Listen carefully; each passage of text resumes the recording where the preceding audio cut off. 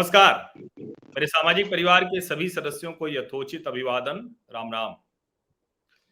भारत में मुसलमानों की क्या स्थिति है और क्या भारत में जो भारतीय जनता पार्टी की सरकार है या सरकारें हैं, उन्होंने मुसलमानों को दोयम दर्जे का कर दिया है या भारतीय जनता पार्टी के हर एजेंडे में निशाने पर मुसलमान होता है।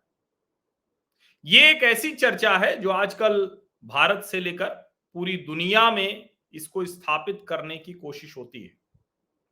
क्या यही सच है? क्या मुसलमानों से जुड़े मुद्दों को लेकर मुस्लिम समाज की एक ही राय है? क्या यूनिफॉर्म सिविल कोड, समान नागरिक संहिता की जो बात होती है वो मुस्लिम विरोधी बात है या फिर उसके कोई और पक्ष हैं? और क्या मुसलमानों के भीतर भी कोई और है जो जिसको हम कहते हैं ना कि समस्या कुछ और है लेकिन हमें दिखाई कुछ और देती है और सब कुछ हिंदू मुस्लिम के खांचे में चला जाता है, तो वो समस्या सामने नहीं आती है। आज इसी पर चर्चा करने के लिए हमारे साथ दो बेहद खास मेहमान हैं और मैं उन लोगों को अच्छा, ये कहकशां जी का वीडियो ऑफ हो गया है, आप अपना वीडियो ऑन कर लीजिए कहकशां जी। जी जी जी, ठीक है ठीक है। तो मेरे साथ दो लोग हैं, कहकशां वकार। इनका परिचय मैं अगर नाम से कहूं तो मौलाना कहकशां वकार।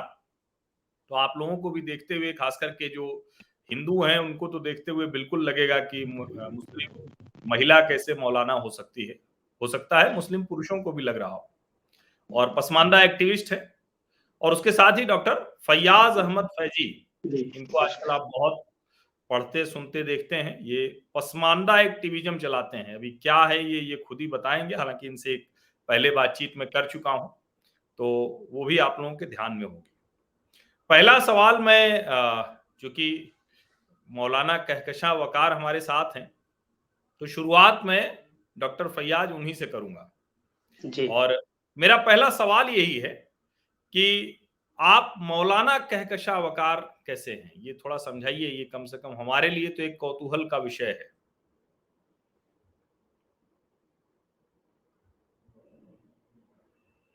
अनम्यूट कर लीजिए। जी जी जी। हम लोग जो है जैसे मर्दों में जो होते हैं तो उनको मौलाना कहते हैं, मौलवी कहते हैं। औरतों में उनको आलिमा कहा जाता है। जैसे मर्दों में लफ्ज है आलिम कहा जाता है, मौलाना कहा जाता है, और बहुत सारी पोस्ट होती हैं कि मुफ्ती हैं, कारी हैं, इस तरह के लफ्ज हैं। लेकिन औरतों के लिए आलिमा का लफ्ज इस्तेमाल होता है। तो चूंकि बहुत सारे लोग जी, तो अगर इतने आलिम थे, इतने मौलाना थे, तो आपको क्या जरूरत पड़ गई अलग से आलिमा बनने की या उस जगह पे जाने की जहां पहले से ही बहुत से मर्द जो हैं मौलाना हैं और वो सारे काम जो करते हैं, क्या वो सारे काम आप भी कर पाती हैं? जी नहीं, उस तरह से तो औरतें नहीं कर पाती हैं, लेकिन बाकायदा औरतों की भी क्लास होती है, मदरसे होते हैं लड़कियों के, आलिमियत पढ़ाई जाती है, वहाँ पे फजीलत पढ़ाई जाती है, इस तरह की तमाम तालीम दी जाती है जैसे मर्दों को दी जाती है, लेकिन थोड़ा सा निसाब उनका हल्का होता है औरतों का। ये हल्का होने का मतलब जरा समझाइए। मतलब कुछ कुछ कम होता है। कुछ किताबें, कुछ जैसे वो पढ़ाई जाती हैं वो कम होती हैं, और आम तौर पे जैसे कोई भी बात कहने का जो हक होता है वो मर्द ही कहते हैं, उन्हीं की बात सुनी जाती है, उन्हीं को सुना जाता है, वही उन्हीं को। जो आलिमा भी होती है वो भी जानती तो सब कुछ है माशाल्लाह से, लेकिन ऐसा लगता है सामाजिक बंधन है या जहनी बंधन है, उन्हें आजादी नहीं है कुछ कहने की। जो भी फतवे हैं, जो भी हराम हलाल जो भी है वो मर्द ही तय करते हैं। और जो जी जी, कहीं इसके पीछे ये वजह तो नहीं है कि चूंकि ज्यादातर जो फतवे हैं, जो मुश्किलात हैं, जो एक तरह से कहें थोपने की बात है, वो महिलाओं पर ही थोपना है, तो भला आपको कैसे वो अधिकार मिल जाएगा? जी जी, मैं समझी नहीं बात को। मैं ये कह रहा हूं कि क्या आपने जो कहा कि जो कुछ हल्का रहता है, मतलब कुछ चीजें हमसे नहीं हमको दी जाती हैं, मर्द ही तय करते हैं, तो क्या चूंकि महिलाओं के ही खिलाफ बहुत सी बातें होती हैं, और हमने देखा कि अभी all India Muslim personal law board हो या फिर ऐसी मुसलमानों की रहनुमाई की बात करने वाली जो ऐसी संस्थाएं हैं, जो भी ऐसी जमातें हैं, वो चाहेंगी क्यों कि आप मुस्लिम मौलाना के तौर पर, महिला मौलाना के तौर पर आप फतवा जारी करें या कुछ कहें, ये जी तो उनका ये बात दखल होगा। जी, तो जैसे ये जाहिर तो नहीं किया जाता है, ये ऐसा जाहिर नहीं किया जाता है, लेकिन कहीं ना कहीं ये मैटर है कि वो नहीं चाहते हैं कि औरतें बोलें, कि औरतों को अधिकार नहीं दिया जाता। जबकि हजरत आयशा इतराना बाकायदा फकीह थी, जो हमारे नबी सल्लल्लाहु अलैहि वसल्लम की बीवी थी, सबसे चहेती बीवी कही जाती हैं, सबसे छोटी बीवी हजरत आयशा रज़ियल्लाहु अन्हा, वो बाकायदा लोगों को मतलब दर्स तब दिया करती थी, बाकायदा मर्दों को। बाकायदा उन्होंने जंग जमल हुई, इसमें उन्होंने बाकायदा कयादत की जंग जमल में। लेकिन जो इस्लामी हमारी हिस्ट्री है, जो हमारे मोहम्मद सल्लल्लाहु अलैहि वसल्लम की जो तारीख हम पढ़ते हैं, उसके पढ़ते तो हैं हम लोग वही सब, जो असली जिंदगी है, कैसे औरतें मसाइल पूछा करती थी, कैसे औरतों से वोट देने का हक है, जैसे आज औरतों को है, वैसे वहां उस जमाने में बैत लिया करते थे हमारे मोहम्मद सल्लल्लाहु अलैहि वसल्लम, तो मर्दों से अलग लिया करते थे, औरतों से अलग लिया करते थे। बाकायदा औरतें मसाइल पूछा करती थी, बाकायदा औरतें मसाइल बताया करती थी, जिसमें सबसे ज्यादा नाम हमारे हजरत आयशा का आता है, जो असम की बीवी थी। लेकिन जो हम लोगों की जो जिंदगी होती है, ठीक उसके बरक्स है, ये समाजी जो निजाम, रिवाज और रिवायात को से बांध दिया गया। अगर हमारा इस्लामी जो सिस्टम है, जो हमारा सिस्टम है, जो नबी सल्लल्लाहु अलैहि वसल्लम लेकर आए हैं, उसके हिसाब से हमें बांध दिया गया है, रवाजों में बांध दिया गया है, मजहब का नाम लेकर मजहब औरतों का को, नाम। मजहब तो का नाम लेकर औरतों को दबा दिया गया। मतलब औरत उस जमाने में जंग करने जा रही है, बाकायदा कयादत करने जा रही हैं, और इस वक्त औरतों का क्या हाल है कि वो कुछ बोल भी नहीं सकती। वही बोलेंगी जो पर्सनल लॉ बोर्ड में भी महिला हैं जो बैठी हुई हैं, वो वही बोलती है जो मर्द बोलवाना चाहते हैं। जी, तो फिर पहला सवाल तो मेरा यही हो जाएगा, और मुझे थोड़ा आश्चर्य भी है, और मैं ये समझना चाह रहा हूँ अपनी समझ के लिहाज से भी, और हमारे जो दर्शक हैं, मेरे जो सामाजिक परिवार के सदस्य हैं, वो भी आपको देखेंगे। तो आप ये सारी बातें जो कर रही हैं, ये बहुत प्रगतिशील है, बहुत जी अच्छी बातें हैं, समाज को बेहतर करने वाली। और किसी भी समाज में जो बुराई होती है, अगर किसी को अधिकार नहीं है तो उसको देने की बात होती है। लेकिन आप अभी जिस तरह से इस हमारे शो में बैठी हुई हैं, आप जी पूरी तरह से बुर्का नशी हैं। और जी इसको अगर हम कहें तो शायद ये क्या कहेंगे इसको, चूंकि अलग अलग है ना, तो उसमें से ये कौन सा वाला आएगा, क्योंकि हिजाब नहीं है, चादर नहीं है, ये तो बुर्का है, और ये नकाब निकाब, नकाब ये नकाब नकाब कहेंगे ना। तो ये इस तरह से आप बैठी हुई हैं, तो फिर जी आप जब कहती हैं महिलाओं के अधिकार की बात, तो ये भी तो पुरुष द्वारा ही थोपा गया है, मुस्लिम पुरुषों ने थोपा है। तो आप जी क्यों जी। इसको नहीं छोड़ती हैं? देखिए या हमारा, देखिए जी, वो बात आप सही कह रहे हैं, जो अपने नजरिए से आप पूछ रहे हैं, और वो सही भी, हमारे जो कुरान शरीफ में है उसमें औरतों के चेहरे का पर्दा नहीं है। और ये जो निकाब हम लोग पहनते हैं आसानी के लिए, कि आसानी होती है, वहां पे ये ऐसे मैक्सी जैसा भी नहीं होता जो हम लोग पहनते हैं आमतौर पे, आसानी के लिए पहनते हैं कि उसमें जैसे थोड़ा इजी होता है पहनने में, संभालने में। लेकिन जो है चेहरे का पर्दा नहीं, वहां पे चादर कहा गया है, मतलब ऐसा बड़ा दुपट्टा जिससे औरतों का जैसे सब कुछ छुपा रहे, और औरतें मतलब महफूज रहे, उनका जिस्म की नुमाइश ना हो, मतलब पूरा छुपा रहे, सीना है, कमर है, कोलू, बाकायदा लफ्ज है उसके लिए, कि आपके सीने, आपके कमर, आपके कोलू वगैरह छुपे रहे, जो जाहिर ना हो, गैर मर्दों को उकसाए ना, या गैर जो गलत निगाह वाले हैं वो आपको, आपकी नजर ना पड़े आपके ऊपर। लेकिन जैसे ये नकाब हम लोग लगाते हैं, अभी तो हम लोग लगा ही रहे हैं, आलिमा की जितनी भी लड़कियां होती हैं लगाती हैं। ये जैसे कई बार ध्यान में आता है कि मर्दों की तरफ से थोपा गया है, लेकिन मैं जब देखती हूँ, ऐसे अपने पर्सनल देखती हूँ, तो हमारे हिंदुस्तान में घूंघट का रिवाज था, जैसे आज भी औरतें, यहाँ तक कि राजस्थानी औरतों को देखती हूँ डांस भी करती हैं, कुछ उनका जो है, तो उसमें बाकायदा घूंघट लेके करती हैं। तो मुझे ये जो मेरा अपना पर्सनल है मिजाज, की मुझे चेहरा ढाकने को अच्छा ही लगा, कि एक तरह से हम उधर इस्लामी सिस्टम को भी अपना लिया और अपने भारतीय सिस्टम को भी अपना लिया। नहीं, लेकिन हाँ कहकशां जी, यहाँ थोड़ा सा जी एक ये विरोधाभासी हो जाता है। जी और ये सवाल मेरे मन में फिर से आता है, ये ठीक है, बहुत सी जी जगह पर हम लोगों के भी घर परिवार में जी मतलब माता जी के समय तक अभी भी सर पे हाँ पल्ला रखने की बात है। लेकिन महिलाओं का चेहरा ढक दिया जाए, या शरीर का कोई हिस्सा पुरुषों को उकसाएगा, तो पुरुष हाँ क्यों फिर ऐसे घूमते हैं बिना चेहरे के? देखिए, डॉक्टर फैयाज बैठे हुए, हम बैठे हुए हैं, हम जी दोनों तो एकदम बढ़िया से अपना चेहरा दिखाएंगे, और जी। आप ढकने का है, तो ये तो मेरी बात समझ में नहीं आती। ये तो मतलब मुझे कहीं से भी ये नहीं प्रगतिशील नहीं विचार। जैसे आप अपने, नहीं, जैसे औरतों का चेहरा खुला रखने की इस्लाम में भी इजाजत है। औरतों का जो चेहरा है खुला रखने की इजाजत है, ये इस्लाम से जुड़ा हुआ नहीं है। ये समझ लीजिए रस्म रिवाज से या रिवायत से जुड़ गया है, तो जिसको जी, जो अच्छा लगा उसने अपना लिया। इसको तो मैं मतलब इस्लाम से, जी, इस्लाम से नहीं जोड़ूंगा। अगर हमारा इस्लामी सिस्टम देखेंगे तो फिर मुझे चादर ओढ़नी चाहिए। ठीक है, तो पहली बात तो जी, ये इस्लाम हाँ, से नहीं है जिस तरह से नहीं नहीं, कहकशां निकली। इस्लाम से नहीं नहीं आपके है आगे ये। एक बात मेरे शो में बता के जाइए कि तो आगे जी आप तय करेंगी कि धीरे-धीरे इससे बाहर निकलेंगी, ये तो जकड़न जी, जैसी है। अभी अभी तो मेरा ऐसा कोई इरादा नहीं है बाहर निकलने का। ये मेरी आंख जो दिखाई दे रही है, इसको जी, जब मैंने खोला था तो बड़ा मुझे सामना करना पड़ा था लोगों का। जी। ये आंख जो जितनी खुली नजर आ रही है मेरी, हाँ, क्योंकि हम कालीमा जब करते हैं तो वो पर्दा जो पूरा आंख वगैरह दिखाई नहीं देती। अब तो खैर बहुत सारी लड़कियां लगाने लगी हैं, आलिमा में भी पढ़ती हैं, लेकिन वो लोग आंखें खुली रखने लगी हैं। जी, इसके लिए मुझे, जहां मैं पढ़ती थी वहां पे भी मुझे मतलब मुखालफत हुई मेरी, नाराज हुए लोग मुझसे। और जब मैं ससुराल आई अपने, तो वहां पे भी लोगों ने जिसे जो समझ में आया सबने कहा, लेकिन मुझे ये लगा कि ये पूरा चेहरा खोलने की जहां इजाजत है, मैंने आंख खोल दी तो क्या बुरा किया उसमें। ठीक तो बात फिर है। बाकी मैंने किसी लड़की को या किसी को नहीं कहा कि आप भी लगाइए, लेकिन मेरी मुखालफत करते करते लोगों ने फिर लगाना खुद ही शुरू कर दिया। अच्छा, मैंने तो किस, कुछ हाँ, कुछ क्या धीरे-धीरे आपको लगता है कि आपके उस समाज में धीरे-धीरे लड़कियां ये मानेंगे कि ये इससे बाहर निकलना है? आपने तो आँख वो जाली जो होती है वो हटा दी। तो क्या जी ये जी, सब जैसे हम सामान्य लोग देखिए कपड़े पहनते हैं, सब वैसे पहन के देखिए, मुस्लिम लड़कियां भी निकले? निकल रही हैं लड़कियां, बिना नकाब के निकल रही हैं। मेरी बेटी को सीएमएस में जा रही है, इस वक्त 12th में पढ़ रही है और बिना नकाब के रहती है। जी, जी। मतलब कुछ नहीं, ऐसे जैसे लड़कियां हम रहती हैं ड्रेस पहनती हैं, वैसी मेरी बच्ची पहनती है। मुझे लोग कहते भी हैं कि आलिमा की लड़की होके बिना बुरके के जाती है, वो भी आप कॉन्वेंट स्कूल है, आप उसका ड्रेस समझ सकते हैं किस तरह का होगा। जी, जी। लेकिन मुझे मुझे जो सही लग रहा है इस्लाम के हिसाब से, या जो समाज में जो चल रहा है, कि कहाँ तक कि इंसान का जो हद है, क्या चीज की हद होनी चाहिए, मुझे पता है।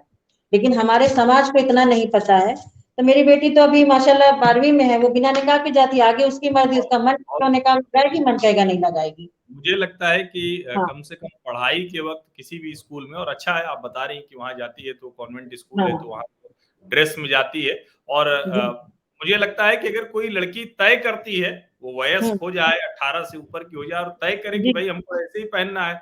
बहुत से फैशन शो में देखिए ऊपर से नीचे तक एक से एक जी ड्रेस आती है। लेकिन जी अगर कोई लड़की इस वजह से पहनने लगे कि नहीं-नहीं उसको ढक के रखना है और पुरुषों को उसका उकसा रही है वो, तो मुझे लगता है ये महिलाओं को बहुत खराब तरीके से ये पुरुषों की जी बहुत खतरनाक हरकत है। इसी इसी तरह से देखा जाना चाहिए और अच्छा है आपकी बेटी अब उस तरफ बढ़ रही है। आपको और क्या लगता है कि मुस्लिम समाज की महिलाएँ जो हैं, उनकी कौन-सी मुश्किल है जिसको शुरू करें अभी थोड़ा-सा, थोड़ा धक्का दें तो वो ठीक हो जाए? अब 3 तलाक पे जैसे बड़ा विवाद हुआ और कहा गया कि जी ये भारतीय जनता पार्टी की एक कोशिश थी, जी। मुसलमानों को किनारे करने की, उनका हक छीनने की। आप कैसे देखती हैं?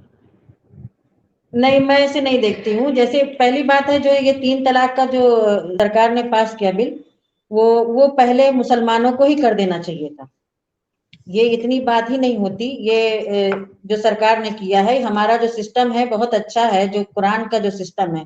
लेकिन मैंने कहा ना कि शरीयत के बजाय लोग फिक्र के हिसाब से चलती है, और लोग अपने अपने मसलक और अपने अपने फिरके में इतना जैसे जुड़ गए हैं, इतना वो हो गए हैं कि उनका ये कहना कि जो हमारे बुजुर्ग कह के चले गए उसे हम बदल नहीं सकते। जबकि कुरान में साफ साफ आप देखेंगे, उसके प्रोसेस लिखे हैं, बहुत लंबा प्रोसेस है उसका। नाराज होना है, फिर तंबी करना है पहले, फिर हल्का सा बीवी को जैसे हल्का सा मार भी देना है कि जैसे अगर उससे नाराजगी है तो, हाँ। फिर लोगों को, दो फरीक को बैठना है, दोनों तरफ के फरीक को बैठना है, वो भी ऐसे फरीक जो झगड़ा लड़ाई ना कराने वाले, मुखलिस हो दोनों में, वो कराना चाहते। उसके बाद भी अगर आपस में रिश्ता नहीं बन पा रहा है, उसके बाद पैर दर पैर 3 महीने के अंदर तलाक होनी है। लेकिन ये जो 3 तलाक फौरन तलाक हो जाएगी हनफी मसलक के हिसाब से, ये जो रिवाज बन गया था, जब ये बहुत जमाने से मेरे जहन में खटकता था, मैंने कहा भी था कि ये बंद हो जाना चाहिए। खैर वो तो अब नहीं बंद हुआ, लेकिन अब सरकार ने बंद करा दिया। लेकिन इसमें एक सिर्फ अभी मसला रह गया है, जैसे 3 तलाक नहीं होगी या उनको सजा हो जाएगी, जो एक साथ बोलते हैं, एक साथ नहीं बोलना है, बस इस पे लग रहा है कानून बना है। उसके बाद जो औरतों के पास मसाइल होते हैं तलाक देने के बाद, जो खर्चे हैं, बच्चों की परवरिश है, जमीन जायदाद है, विरासत है, तो हर औरत कमाती नहीं है, चाहे वो किसी भी समाज की हो, हर औरत नहीं इतनी पावरफुल होती है कि कमा के अपने बच्चों का खर्च बर्दाश्त कर सके। उस सूरत में औरत के जो अखराजात होंगे, उसकी क्या नवैयत होगी, उसका क्या सिस्टम होगा, उसके बच्चों का क्या होगा, ये सब कानून बनना चाहिए। तलाक पे पाबंदी के साथ साथ ये ज्यादा क्लियर होना चाहिए। औरतें इसी मसाइल से ज्यादा जूझ रही हैं। तलाक हो गया, उसके बाद जो मसले आते हैं उसमें मुझे लगता है गवर्नमेंट को थोड़ा आगे बढ़ के उनके लिए कोई सिस्टम बनाना चाहिए। ठीक है। अब एक शुरुआत हमने की और डॉक्टर फैयाज बहुत देर से इंतजार कर रहे हैं और मैं अपनी तरफ आता हूँ। अब आप दोनों से ही बात करूंगा, अब आप दोनों से ही सवाल पूछूंगा, मेरे मन में कई सवाल हैं। तो डॉक्टर फैयाज, पहला सवाल तो अब यही है कि कहकशा कह रही हैं कि देखिए 3 तलाक तो ठीक है, दूसरे बहुत से मसले हैं, उसको ठीक करना होगा। और सही बात है, चाहे जो महिला हो, अगर वो अपने पति से अलग रही तो उसको फिर बहुत सी फिर विरासत की मुश्किल है, शादी, मतलब दुनिया भर की चीजें हैं। तो सबकी समस्याएं तो एक जैसी हैं, हिंदू महिला हो या मुस्लिम महिला हो, तो कानून भी एक जैसा होना चाहिए। अब आप ये बताइए कि जब जैसे ही सरकार कहती है कि यूनिफॉर्म सिविल कोड लाना है, तो चर्चा ये होती है कि ये तो भारतीय जनता पार्टी की सरकार है और मुसलमानों को टारगेट करती है, मुसलमानों को डराने के लिए लाती है। आपको भी ऐसा लगता है? जी, मुझे तो थोड़ा सा उल्टा दिखता है। मुझे लगता है कि अशराफ मुसलमान हैं जो मुस्लिम पर्सनल लॉ बोर्ड चलाते हैं, वो मुसलमानों को डराने का प्रयास करते हैं, कंफ्यूज करने का प्रयास करते हैं। आप मुस्लिम पर्सनल लॉ बोर्ड का जो ऑफिशियल वेबसाइट है उस पे आप जाएंगे तो उन्होंने उर्दू में वो मुख्तसर उसका वो लिख रखा है, तारुफ मुख्तसर यानी शॉर्ट इंट्रोडक्शन लिख रखा है, वो उर्दू में है, इमेज फॉर्म में। आप वेबसाइट में ऑप्शन है कि आप उसको इंग्लिश भी कर सकते हैं। जब आप इंग्लिश करते हैं तो सारी चीजें तो इंग्लिश में हो जाती हैं, लेकिन इंट्रोडक्शन उर्दू में ही रह जाता है। अब उर्दू का एक अपना खेल है, आप समझ रहे हैं उसको। उस इंट्रोडक्शन में साफ लिखा हुआ है कि जब भारतीय कानून साज असेंबली ने शरई कानूनों को न्यूट्रलाइज करना, मतलब बेअसर करने का प्रयास किया, तब फलाने मौलाना आए और पर्सनल लॉ बोर्ड कायम किया और पूरे देश में भ्रमण किया। तो ये पहले ही जो हमारा पार्लियामेंट्री सिस्टम है उस पे सवालिया निशान लगा के जो इस देश में बसने वाले मुसलमान हैं उनके अंदर एक भ्रम की स्थिति पैदा करते हैं कि जो पार्लियामेंट है वो इस तरह कानून बनाती है। बकायदा वो ब्लेम कर रहे हैं, मैंने इस पे एक आर्टिकल लिखा था, प्रिंट मीडिया में छपा भी है, बकायदा ब्लेम कर रहे हैं जो हमारा डेमोक्रेटिक पार्लियामेंट्री सिस्टम है। जिस पार्लियामेंट्री सिस्टम को मुसलमान भी अपने आजाद वोट से, स्वतंत्र वोट से वोट देते हैं, जहां उसमें जिसको मुसलमान, जरूरी नहीं कि मुस्लिम ही को चुनते हैं, हिंदू को भी चुनते हैं, वहां पार्लियामेंट में जाते हैं, कानून बनता है। अभी अब तक आजाद भारत में पार्लियामेंट में ऐसा कोई कानून नहीं बनाया जिससे मुसलमानों के सभ्यता, संस्कृति और उनके नमाज रोजा में कोई असर पड़े। लेकिन जो इंट्रोडक्शन में वो जिस हिसाब से बयान करते हैं वो उर्दू का उर्दू में ही रह जाता है, इंग्लिश फॉन्ट करने के बाद भी। तो वो खुद डरा रहे हैं मुसलमानों को। और भारतीय जनता पार्टी नहीं, ये एक तो पॉलिटिकल चीज है, पक्ष विपक्ष है, लोग अपने ऊपर आरोप प्रत्यारोप करते हैं। लेकिन मुस्लिम पर्सनल लॉ बोर्ड, आप जानते हैं इस देश में मुसलमानों को, बाहर से आए हुए मुसलमान जो है, जो स्व घोषित विदेशी, वो दिन भर अपने को विदेशी कहते रहते हैं, विदेशी अलकाब अपने नामों के साथ बुखारी, किरमानी, सैयद से एक नाम लगा के वो औरा क्रिएट करते रहते कि हम शासक वर्ग हैं। जो भारतीय मूल के मुसलमान हैं उन पर भी, और जो अदर देन भारतीय मूल के मुसलमानों के अदर देन जो इस देश में बसने वाले भारतीय जनमानस है उन पे भी। और आप उसमें और इंट्रोडक्शन में आगे बढ़ेंगे तो वो कहते हैं कि सारे गैर इस्लामी, मुस्लिम पर्सनल लॉ बोर्ड का मकसद क्या है, सारे गैर इस्लामी जो कस्टम है, रस्म रिवाज है, उनको मिटाना। अब ये जो गैर इस्लामी कहते हैं, देखिए इस्लाम और मुसलमानों के नाम पे ये सारा खेल ये लोग खेलते हैं। तो जो भारतीय मुसलमान, हम कन्वर्टेड तो हो गए, लेकिन हमारी सभ्यता संस्कृति वही है। हम भोजपुरी बोलते हैं, अवधी बोलते हैं, मैथिली बोलते हैं, ब्रज बोलते हैं, बंगाली बोलते हैं, तेलुगु बोलते हैं, लेकिन हमारे अंदर ये हीन भावना भरी जाती है कि तुमको उर्दू बोलने नहीं आता है, उर्दू जब तक नहीं बोलोगे मुसलमान नहीं होगे। हम इस बात को लेते भी हैं और पढ़ लिखने के बाद हम प्रयास करते हैं कि उर्दू बोले। हम घर में अपनी माँ से बंगाली में, और जी पूरी कर लो बात में, एक बस रोक देता हूँ, एक इसको सवाल में जोड़ लीजिए। उर्दू भी तो भारत में ही पैदा हुई, ये कहाँ विदेशी भाषा तो है नहीं, तो इसके खिलाफ क्यों आप बोल रहे हैं, मतलब ये थोड़ा सा समझाइए। हाँ, मैं पहले वो बात कह लूं फिर उर्दू पे भी आता हूँ मैं। तो वो जो कहते हैं कि हाँ बिल्कुल, कि इस सारे गैर इस्लामिक रस्म रिवाज, तो वो डायरेक्ट जो हमारी रस्म रिवाज है जिसको ये हिंदुआना कहते हैं, धर्म विशेष से जोड़ के हमें हमारी जड़ों से काटने का प्रयास करते हैं। कहते हैं कि मुस्लिम पर्सनल लॉ बोर्ड का जामे मंसूबा है, यानी उनका एक बृहद उद्देश्य है कि जितने गैर इस्लामिक रस्म रिवाज है वो उसको मिटाना चाहते हैं। अब देखिए, वो कहते तो हैं, तो अब जैसे हमारी औरतें बिछिया पहनती हैं, सिंदूर लगाती हैं, साड़ी पहनती है, ये सारा इनके लिए हिंदुआना रस्म है, सारा इनके लिए गैर इस्लामिक रस्म है। अब वो उसकी जगह क्या लाना चाहते हैं? ऐसा नहीं कि वो उसकी जगह इस्लाम ले आना चाहे, वो उसकी जगह अरबी ईरानी कल्चर हमारे ऊपर थोपना चाहते हैं। तो पूरा एक खेल है उनका। जबकि इस्लाम धर्म में एक उर्फ का सिद्धांत आता है, मौलाना बैठी हुई है, आप उनसे कंफर्म कर लें, जिसके अंतर्गत वो जो फिक्र इस्लामी का वो सिद्धांत ही ये बताता है कि लोकल कस्टम जो है, लोकल रस्म रिवाज आप मान सकते हैं, इस्लाम के मूलभूत सिद्धांतों से वो न टकराती है। जैसे ईश्वर एक है, मोहम्मद उसका दूत है, इससे वो न टकराती हो मूलभूत सिद्धांत से, तो आप मान सकते हैं। जैसे मेहंदी लगाना है, हल्दी लगाना है, साड़ी पे ये इसको टकराव नहीं होता है। लेकिन अशराफ उलमा दूसरे तरह का इस्लाम पेश करते हैं, हमें ये बताते नहीं, ये उर्फ तो हमने, जैसे मौलाना बैठी हुई है या मौलाना मसूद आलम फलाही जिन्होंने हिंदुस्तान में जात पात और मुसलमान किताब लिखे, जब पसमानदा आलिम आए तब हमें पता चला कि नहीं, उर्फ का भी सिद्धांत है और हम अपने सभ्यता संस्कृति का पालन करते हुए भी एक अच्छे मुसलमान हो सकते हैं। ये एक मुस्लिम पर्सनल लॉ बोर्ड का अशराफ शरीफ हुई। दूसरा आपने उर्दू कहा, उर्दू इंडिया में पैदा हुई। देखिए, उर्दू का एक अपना, एक उर्दू को अशराफ पॉलिटिकल टूल के तौर पे यूज करता है। उर्दू है, अलीगढ़ मुस्लिम यूनिवर्सिटी है, बाबरी मस्जिद का तो अब खैर उसकी समस्या सॉल्व हो गई। ये हमेशा जज्बाती मुद्दों पे भड़का के जो है अपने सत्ता वर्चस्व का निर्धारण करते हैं। तो उर्दू को हमेशा एक टूल की तरह यूज किया गया। आप देखें, ट्यूनेशन थ्योरी में उर्दू को आगे रखा गया और उर्दू हमारे ऊपर थोपी गई। इवन कन्नड़ बोलने वाला मुसलमान जो अपनी माता से, अपने दोस्तों से, अपने घर में कन्नड़ बात करता है, आप बेंगलोर में जाके पूछिएगा मुसलमान से कि तुम्हारी पसमानदा मुसलमान से कि तुम्हारी भाषा क्या है, तो कन्नड़ पूछने वाला बोलेगा आपसे, अपने बगल वाले साथी से कन्नड़ में पूछेगा कि क्यों, हम लोग की भाषा तो उर्दू है ना। उसके बाद आपको उर्दू में कहेगा कि नहीं, हमारी भाषा उर्दू है। वो कन्नड़ में अपने साथी से पूछ के वेरीफाई करता है कि क्या उर्दू बता देना। तो इस तरह से हमारे ऊपर थोपा गया है। देखिए, पाकिस्तान की सरकारी जबान उर्दू बनाई गई। पाकिस्तान में एक आदमी की भी मादरी जबान या मातृभाषा उर्दू नहीं है, नहीं है। वहाँ पंजाबी है, वहाँ पे सिंधी है। जो भारत से गए हुए हैं, बिहार से, मध्य प्रदेश से और उत्तर प्रदेश से, इनकी भी भाषा उर्दू नहीं थी। ये अवधी ब्रज बोलने वाले थे, हिंदी बोलने वाले थे, लेकिन वहां जाके उन्हीं की भाषा उर्दू मानी जाती है। ऑफिशियल देखेंगे पाकिस्तान में 7 से 8% लोग हैं जिनकी भाषा उर्दू बताई जाती है। तो एक पॉलिटिकल टूल के तौर पे ट्यूनेशन थ्योरी के अंदर हर चीज में इनको फर्क है। हिंदी भाषा थी, हम अवधी ब्रज और भोजपुरी बोल के वो भाषा समझ लीजिए, फिर थोड़ा खड़ी बोली, वो उर्दू थी तो उसकी जगह इन लोगों ने, हिंदी थी तो उसकी जगह इन लोगों ने उर्दू ले आया। हर चीज में ये फर्क डालते हैं। ये बंदे मातरम में हिंदू मुसलमान ढूंढ ले आते हैं। तो हर चीज में ट्यूनेशन थ्योरी, और जो अभी भी इस देश के अंदर जो मुस्लिम विमर्श चल रहा है वो ट्यूनेशन थ्योरी का ही परिवर्तित या बदला हुआ स्वरूप है।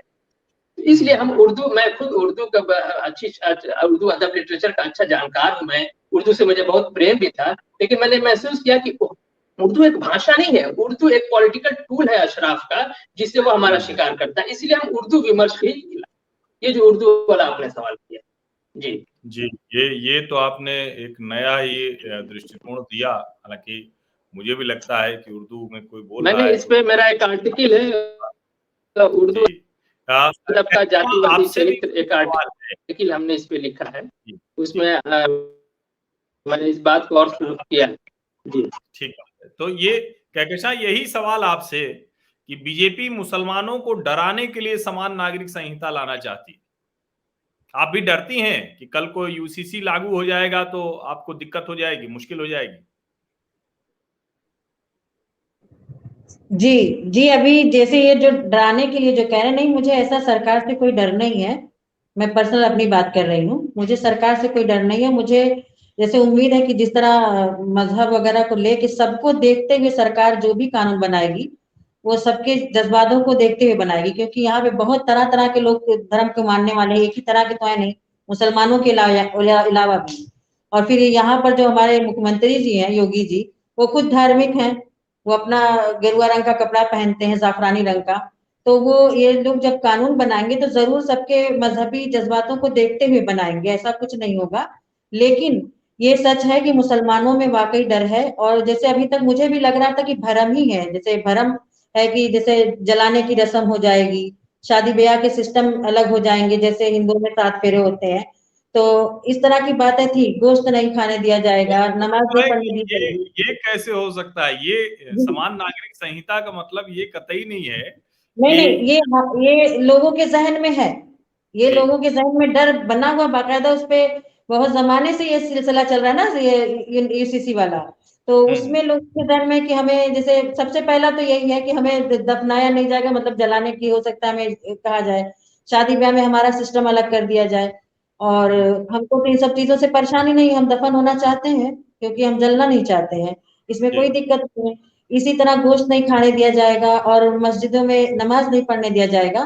तो अभी तक तो मुझे लग रहा था कि नहीं, ऐसा कुछ नहीं होगा, लेकिन आजकल आप खुद देख रहे होंगे मीडिया में जिस तरह से जहर अफसानी कुछ लोग कर रहे हैं, सरकार जैसे अपना बीजेपी का कार्यकर्ता बना रहे हैं या अपने आप को बहुत धार्मिक बना रहे हैं, जी वो लोग भी कि मुसलमानों को ये कर देंगे वो कर देंगे। और जिस तरह के वाकयात हुए हैं अभी हालात, जो इस तरह के फसाद हो गए या मस्जिदों पे चढ़ गए लोग, या बीफ पे पाबंदी लग गई, बकरा कट रहा है, सुअर कट रही है, मुर्गा कट रहा है, लेकिन बड़े के गोश्त पे पाबंदी है, कई कई जगह तो कटता ही नहीं है। उनका भी कुरैशियों का वो एक रोजगार है, वो एक रोजगार है वो भी। तो ये जो बातें, जो भरम है, मैं कहूंगी कहीं ना कहीं, जैसे चाहे जो लोग सरकार के से जुड़े हुए हों या ना जुड़े हुए, जो माहौल बन गया हिंदुस्तान में, तो इस भरम सच साबित कर रहे हैं वो। एक तरह से वो जो है डर पैदा कर रहे हैं मुसलमानों के मन में, और मुसलमान वाकई डर गया है। तो मतलब ये जो कहा जा रहा है जी कि भारत में जी मुसलमानों के लिए यह समय बहुत खतरनाक है, सबसे जी जी। खतरनाक समय, तो आप भी इससे इत्तेफाक रखती हैं? नहीं नहीं, मैं इत्तेफाक नहीं रखती हूँ। मेरा ये कहना है, कुछ लोग हर जमाने में ऐसे होते हैं कि जो ऐसा चाहते हैं। कभी मुस्लिम जब राजपाट होता है तो वहां में कुछ सर्कस लोग होते हैं जो बताते हैं कि मतलब हिंदुओं के लिए खतरनाक हो गया, अब हिंदू जी नहीं पाएगा। और कभी हिंदू का राजपाट है तो हिंदू की तरफ से बात आ रही है। अब इसमें जो है सरकार की जिम्मेदारी है कि वो इस तरह के बयानात या इस तरह के हाल वाकयात, जो भी घटनाएं होती हैं, उन लोगों पे मतलब कड़ा रिएक्शन करें उनके ऊपर, ताकि समाज में जो है सरकार के खिलाफ कोई मैसेज या कोई वो दिमाग में बदगुमानी ना बच जाए कि हाँ सरकार भी चाहती है। जैसे लोग चाहे कहते हैं ना कि सरकार भी चाहने लगी है, लग रहा अब बीजेपी की सरकार आ गई तो अब तुम्हारे दिन गए। फिर वो जिना जिना मैं कहूंगी वो सही साबित हो जाएंगे, जिन्होंने कहा था कि मुसलमानों का तो हिंदुस्तान में जब रहेंगे तो इनका सब कुछ छीन लिया जाएगा। छीन लिया तो जाएगा वो, जी हाँ, उन्हें कोई इंसाफ नहीं मिलेगा। तो हम भी नहीं चाहते कि वो लोग सरखुरू हो जाएं, जो हम लोगों को छोड़ के भाग गए और जिनके साथ हम पसमानदा मुसलमान नहीं गए। और इसमें लेकिन जितने भी ये सब बातें होती है ना, इसमें पसमानदा ही पीसे जाते हैं, पसमानदा तबका ही जलाया जाता है, मारा पीटा जाता है, जेल भरा जाता है। अशराफ को कहाँ, अशराफ को कहीं दिक्कत नहीं, चाहे वो पाकिस्तान में रहे चाहे वो हिंदुस्तान में रहे। हिंदुस्तान तो में लेकिन सरकार जो, मुझको लगता है इसका ख्याल रखेगी, मूल निवासियों का ख्याल रखेगी सरकार। कहकशां एक जी सवाल मेरे मन में आता है और जी 8 साल चूंकि नरेंद्र मोदी की सरकार को हो गए, 5 साल योगी आदित्यनाथ की जी सरकार को हो गए, देश के दूसरे राज्यों में भी भारतीय जनता पार्टी की सरकारें हैं। हम्म, लेकिन जो हम मुद्दों के तौर पर देखते हैं, ये ठीक है कि बयानबाजी तो बहुत तीखी होती है, दोनों तरफ से होती है, समय समय पर होती है, जी लेकिन जब सरकार के काम, उनकी स्कीम्स की तरफ देखते हैं तो हमें हम्म। कोई विभाजन नहीं नजर आता। क्या आपको लगता है कि सरकार अपनी योजनाओं में, अपने कार्यक्रम में जो कुछ करती है उसमें मुसलमानों से भेदभाव करती है? कुछ जगह में मुझे नजर आ रहा है, जैसे गोश्तबंदी जो कर दे रही है सरकार, जो कुरैशियों के रोजगार है उसमें वो लोग परेशान रहते हैं। जैसे जो भी सिस्टम सरकार को लाना है, जैसे जो सिस्टम बनाना चाहती है कि खुले में ना बेचे, ये सब सही है। हाँ, स्लाटर हाउस बना दिए जाए, वो सब सही है कानूनी तौर पे। लेकिन ये जो बंदी वाला जो मामला है, डरे डरे लोग हैं, वो ऐसा नहीं होना चाहिए। नहीं, लेकिन ये बंदी तो जो हमने मतलब खबर पढ़ी है और जो देखते भी हैं कि वो नवरात्र में मंदिरों के इर्द गिर्द का है, उसके अलावा तो कोई बंदी मुझे अभी तक उत्तर प्रदेश में नहीं दिखी। नहीं, ऐसे बंदी ऐसे डायरेक्ट तो दिख नहीं रही उत्तर प्रदेश में, लेकिन है कहीं बहुत सारी जगहों पे गोश्त बिकते ही नहीं है वहां पे। ठीक है, ये एक हाँ, बात और ये कोई बात मजबूरी है, इसके ये अलावा भाई ये मुसलमान है तो उन लोगों को पता है कि बंदी है, कई कई जगह नहीं इसके मिलते अलावा नहीं और है। कोई आपको लगता है कि सरकार योजनाओं में, कार्यक्रमों में कुछ जो भी कुछ दे रही है, जो कुछ उसको करना चाहिए, उसमें भेदभाव है मुसलमानों के साथ? देखिए, जनता को तो जैसे घर दे रही है, शौचालय दे रही है, राशन दे रही है, वो सबको एक जैसा दे रही है, लेकिन टिकट वगैरह नहीं दे रही है सरकार। हम्म। बीजेपी सरकार जो है वो अहमियत नहीं दे रही है। तो वो तो राजा के राजा का तो जिम्मेदारी है ना अपनी जनता का ये सब ख्याल रखना, ठीक लेकिन अपने साथ रखना नहीं चाहती, बराबरी में नहीं रखना चाहती, जैसे बाकी लोगों को दर्जा दी हुई है। तो जब इस तरह टिकट देगी, जो उस लायक है, टिकट के लायक हैं, जो उस तरह की उसमें फील्ड में आना चाहते हैं, खासतौर से मैं पसमानदा को कहूंगी, अशराफ तो हर जगह मैं बार बार कहूंगी, अशराफ बहुत आराम से है, हम लोग बहुत परेशान हाल है। तो सरकार से लेकिन इतनी ज्यादा उम्मीद है हम लोगों को इस सरकार से कि हम लोगों का ख्याल जरूर रखेगी। तो वो जब मतलब भी कोई, जी आप ये कह रहे हैं कि देखिए गवर्नमेंट स्कीम्स में तो सब बराबर मिल जाता है, जी लेकिन टिकट नहीं देती है, नहीं, सांसद बेहतर विधायक जनता नहीं दे रही मिलती। है ना, पर मतलब जनता को ये दे रही है ना। हाँ ये भेदभाव करती है। और जी बिल्कुल, फरियाद जी, मुझे ये लगता है ऐसा। सवाल बड़ा है। और हाँ क्या आप भी मानते हैं कि मुसलमानों के लिए भारत में खतरनाक समय है बीजेपी की सरकार में? और दूसरा जो कहकशा कह रही हैं कि भेदभाव मुसलमानों के साथ होता है। जी, मैं पहले एक बात साफ कर दूं, मैं मुसलमान कह के कोई बात नहीं करता। अगर आप मुसलमान कह के कोई सवाल पूछेंगे या मुसलमान कह के मैं कोई जवाब दूंगा, तो हमेशा एक भ्रम की स्थिति बनी रहेगी। एक तो मुसलमान समाज जो है मोनोलिथ समाज नहीं, यहाँ विदेशी स्वघोषित विदेशी अशराफ है जो शासक वर्गीय है, और डाउन ट्रोडन जो सब अल्टर्न है, दबा कुचला समाज पसमानदा है जो भारतीय मूल का है, कन्वर्टेड। देखिए, मैं पसमानदा की अगर बात करूं तो इतिहास में जब से हम कन्वर्ट हुए हैं, जब से हम इस्लाम धर्म में आए हैं, और पूरा इतिहास देखा जाएगा, तो इस वक्त मतलब मैं भारतीय जनता पार्टी की सरकार नहीं कह रहा हूँ। इस वक्त कहने का मतलब जो जब से हमारा नया देश भारत बना है, जब से संविधान लगाए, 70-72 साल जो भी हो गए, ये हम अपने इतिहास के सबसे अच्छे कालखंड में समय व्यतीत कर रहे हैं। हम सबसे अच्छे समय में हैं। और ये जो मुस्लिम पर्सनल लॉ बोर्ड के वो जो सचिव ने ये बात की, बिल्कुल सरासर निराधार और झूठ बात है। वो चूंकि अशराफ लोकेशन से बात कर रहे थे कि भाई वो मुगल हुकूमत थी इस देश में, अंग्रेजों के आने के बाद उन्होंने तुष्टिकरण कराया, कांग्रेस के सरकार में भी तुष्टिकरण कराते थे, पाकिस्तान भी ले लिया, कश्मीर भी, और हर मुस्लिम पर्सनल लॉ बोर्ड, वक्फ बोर्ड, अल्पसंख्यक आयोग बना के वो छोटे छोटे पाकिस्तान बना के वो जी खा रहे हैं। अब भारतीय जनता पार्टी के आने से थोड़ा सा उनको दिक्कत हो रही है, तो उनको लग रहा है कि वो सबसे खराब समय में, लेकिन हमको लग रहा है कि जो हम सबसे अच्छे समय में हैं, हम पसमानदा जो भारतीय मूल के मुसलमान हैं, हम अपने इतिहास में, मैं फिर दोहरा रहा हूँ कि पूरे इतिहास में इस वक्त का जो कालखंड है, इस वक्त का जो है, वो हम उसमें सबसे अच्छे हैं। लेकिन इस अच्छे का हम बता दें कि हमारी स्थिति मुगल काल में या अशराफ शासनकाल में, उसको मुस्लिम शासनकाल नहीं कहता हूँ, अशराफ शासनकाल कहता, बड़ी ही दयनीय स्थिति थी हमारी। तो भी स्थिति थोड़ी बहुत अच्छी हुई है संविधान लगने के बाद है। इसलिए हम बार बार कहते हैं कि हम किसी मुस्लिम पर्सनल लॉ बोर्ड या किसी शरिया लॉ से नहीं, हम भारतीय संविधान से गौर होना चाहते हैं।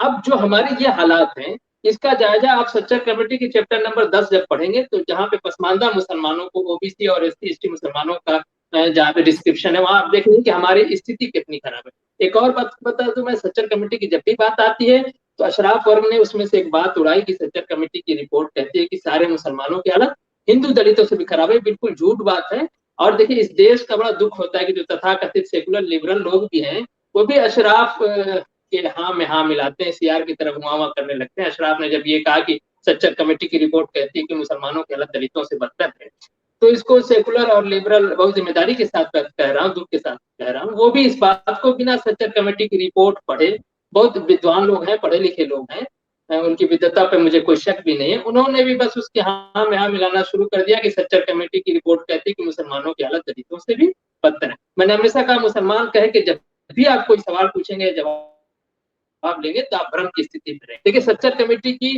रिपोर्ट में चैप्टर नंबर 10 में जब जाएंगे, उसमें साफ लिखा है कि जो हिंदू दलित हैं और जो मुस्लिम धर्मावलंबी दलित है, वो हिंदू धर्मावलंबी दलितों से पीछे हैं, और जो मुस्लिम अदर बैकवर्ड है क्लास जो ओबीसी है, वो हिंदू ओबीसी से पीछे। ये लिखा है सच्चर कमेटी। इसको भाईजान लोगों ने उड़ा दिया कि मुसलमानों की हालत दलितों से बदतर है। अरे भाई, मुस्लिम पर्सनल लॉ बोर्ड आपके पास, अलीगढ़ मुस्लिम यूनिवर्सिटी आपके पास, अल्पसंख्यक बोर्ड और मदरसा बोर्ड फलाना सब कुछ आपके पास है, छोटे छोटे सारे पाकिस्तान आपके पास है, एक बड़ा पाकिस्तान हमारे बगल में आपने बना ही रखा है। कहाँ से आपका दलितों से बदतर है भाई? सारे दलित ऑर्गेनाइजेशन, पिछड़े ऑर्गेनाइजेशन, जितने सामाजिक संस्थाएं, सबको आप लीड करते हो। शासन सारी पार्टियों पे आप दबाव बना के रखते हो। भाजपा में भी आप ही मंत्री बनते हो और रोना रोते हैं कि हम साहब बहुत खराब हालत में भारतीय मूल का मुसलमान है, जो अपने इतिहास के सबसे अच्छे दौर में होने के बाद भी ये खराब हाल। ये डर बढ़ाना। और देखिए, मैं एक कहकशा जी बात कह रही थी, उसको भी मैं साफ कर दूं। जो लोक कल्याणकारी स्कीमें हैं, जो जनरल स्कीमें बनती है इस देश के, जो सोशियो इकोनॉमिक आधार पर बनती है, उसमें ही हमारा भला होता है, उसमें भी हमारा फायदा होता है। जो अल्पसंख्यक नाम से बनती है, जो मुसलमानों के नाम से भी बनती है, उसमें हमारा बिल्कुल फायदा नहीं होता है। सारा भाईजान लोग उसको हड़प कर जाते हैं। इसीलिए हम अल्पसंख्यक मुस्लिम विमर्श के विरुद्ध हम कहते हैं कि इस देश में आप एक तरफ तो आप कहते हैं सेकुलरिज्म, मैं बात पूरी कर लूं, एक तरफ आप कहते हैं सेकुलरिज्म, आपको सेकुलरिज्म भी चाहिए। हर्षवर्धन जी मैं बात कर, जी बोले। इसको थोड़ा सा जो लोग देख रहे हैं ना वो उसको सुन लें। फैयाज ये कह रहे हैं कि जब अल्पसंख्यक कह के कोई योजना बनती है तो जो मुसलमानों में पसमानदा मुसलमान है उसका नुकसान हो जाता है, वो मलाई काट ले जाते हैं अशराफ उच्च वर्ग जो है। और अगर सामान्य योजना आती है जिसमें सभी भारतीयों के लिए है तो उसमें इनका लाभ हो जाता है, एक तरह से कहें इनकी लॉटरी लग जाती है। ये जरा समझाइए ये क्या है, क्योंकि ये बात नहीं आने वाली। बिल्कुल मैं इसी पे आ रहा हूँ। देखिए, जब सोशियो इकोनॉमिक आधार पे कोई स्कीम बनती है, जैसे आवास बना, मेरे कस्बे में 80% घर पसमानदा के बने हैं। अगर 100 घर बने हैं तो 80 घर उसमें मुसलमानों के बने, जिसको आप मुसलमान कहते हैं। मैं मुसलमान का शब्द यूज नहीं करता। समाज में सामाजिक रूप से कोई मुसलमान नहीं, या तो विदेशी अशराफ है या देशज पसमानदा है। उसमें देशज पसमानदा के 80 घर बने। अगर आप मुस्लिम टर्मिनोलॉजी यूज करना है तो मुस्लिम 80 घर बने। तो भारतीय जनता पार्टी की सरकार में हमें घर मिल गया। एक सब्जी फरोश कुजड़ा बिरादरी के आदमी रोते हुए उसने कहा, गरीब आदमी, कि बेटा हम हमने पूरी जिंदगी देखा वो टीन का शेड डाल के रहते थे मस्जिद के बगल में, जिस मस्जिद के लिए छाती पीट रहे हैं कि अजान देने नहीं दिया जा रहा है, ये देने नहीं दिया जा रहा, मस्जिद की मीनारें ऊंची होती चली जा रही है, बगल में एक पसमानदा मुसलमान टीन शेड भी पक्का नहीं हो पा रहा है, इसको भारतीय जनता पार्टी ने पक्का किया, तो हम किसका एहसान मानेंगे आप बताएं। वो रोते हुए हमसे कह रहे थे कि बेटा हम पूरी जिंदगी कभी घर नहीं बना पाते। उनके तीनों लड़कों के घर बन गए और उनका बड़ा लड़का एक्सपायर भी कर गया। वो उनकी बहू और 2 बेटियां हैं, वो रह रही हैं। तो वो कह रहे कि बेटा ये जो हुआ है, और उन्होंने अपनी भाषा में कहा, भोजपुरी में कुछ ना कुछ मोदिया के दे के पड़ी, मतलब वो कह रहे थे कि मोदी को भी कुछ ना कुछ वोट देना पड़ेगा। तो हमारी मैं फिर से कहता हूँ कि जो जनरल स्कीमें बनती है सोशियो इकोनॉमिक आधार पे, उसमें ही हमें फायदा मिलता है। जो अल्पसंख्यक नाम से, मुस्लिम नाम से जो भी स्कीमें आती हैं, उसको भाईजान लोग अपने हिसाब से कर लेते हैं। हमारी तक आए हम जान ही नहीं पाते हैं कि उर्दू के लिए क्या स्कीम आ रही है, छात्रवृत्ति के लिए। एक और हमारा नुकसान होता है, क्योंकि हम आरक्षण की परिधि में देखें तो पसमानदा मुसलमान ओबीसी और एसटी में आता है। तो जब हम कोई जैसे छात्रवृत्ति है, जब हम माइनॉरिटी की छात्रवृत्ति में जाते हैं तो वहाँ भाईजान बैठे हुए हैं, कहते हैं अरे यार तुम तो ओबीसी में आते हो, यहाँ कहाँ चले जाओ, वहां चले जाओ।